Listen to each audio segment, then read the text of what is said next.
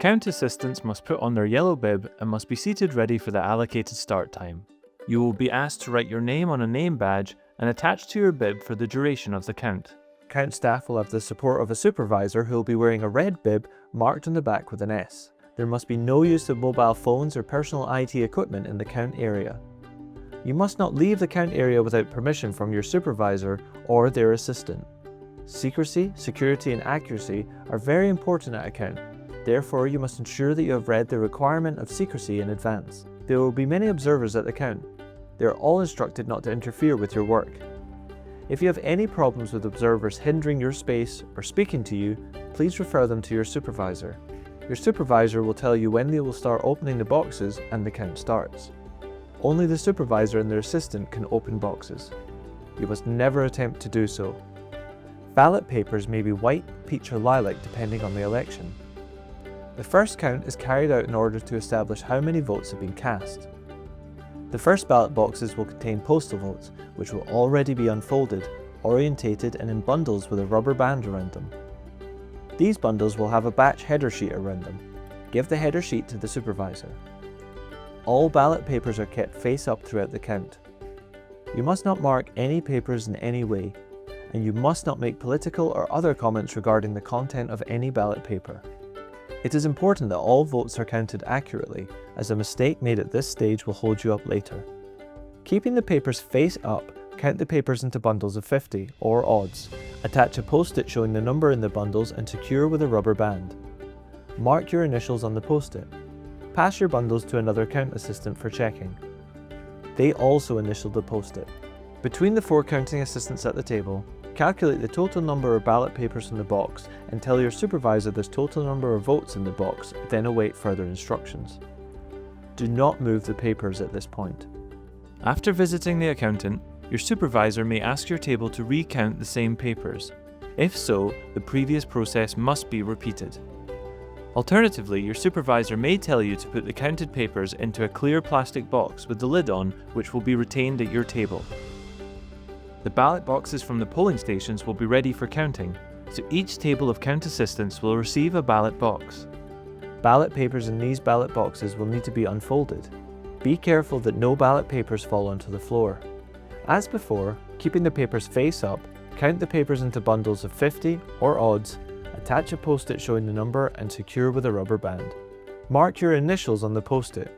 If you find an object in the box such as a polling station compactor, coloured piece of paper, ruler or postal vote, please hand to your supervisor. These instructions will be repeated until there are no further ballot boxes remaining and all ballot boxes have been allocated to count tables. At the end of the first count, your table will have a clear plastic box with all the papers you have counted. It will now be time for a short break, with a sandwich and a drink provided at your count table. Your supervisor will tell you what time the count will start again if you wish to go and get a hot drink. Hot drinks are not allowed in the count area, so must be consumed in the staff refreshment area. If you exit the building to smoke or vape, then you will need your ID and letter of appointment to re-enter. This can be shown as a paper copy or on a mobile device. Ballot paper should never be left unattended on count tables in order to keep them safe, so your supervisor will stagger any additional breaks if required. The tables that your supervisor is responsible for will each work separately for the second count. The second count is carried out in order to establish how many votes have been cast for each candidate or party, and will lead to the declaration of results. Your table will only count the papers you had at the first count, and all papers must stay with your table until the end of the second count. When your table is told to proceed to the second count, take the ballot papers out of the clear plastic box at your own table. Working individually, sort the papers into piles for each candidate or party depending on the type of election. Create a pile of doubtful papers too, as they will need to be adjudicated by the count management team. Then, with the other members of your table, combine piles to make one for each candidate or party and one for doubtful papers.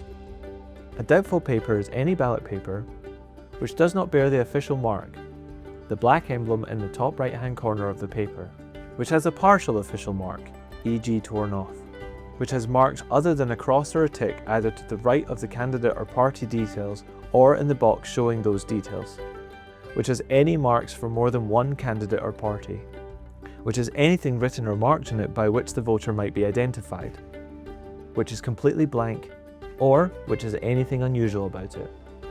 A ballot paper which has a tick instead of a cross for a candidate or party is considered a good vote and can be included and counted in the normal way. If you have any questions about the ballot papers, then ask your supervisor. Once all of the piles are complete, each count assistant takes a pile from one of the candidates or parties. Each count assistant checks the sorting and counts the candidates or parties' votes into bundles of 50. Secures the bundles with a rubber band, attaches a post-it note with the number of votes in the pile on it, and also writes the candidate or party's name on the post-it. The checking process must be done in a way which allows candidates and agents to observe each ballot paper. This means they should be lifted singly from the unchecked pile and added to the checked pile. Attach a post-it to show the number of papers in any bundles of odds and doubtful papers, and you must initial each post-it. Do not let any ballot papers fall onto the floor. A second count assistant should check the numbers in each bundle and initial the post-it.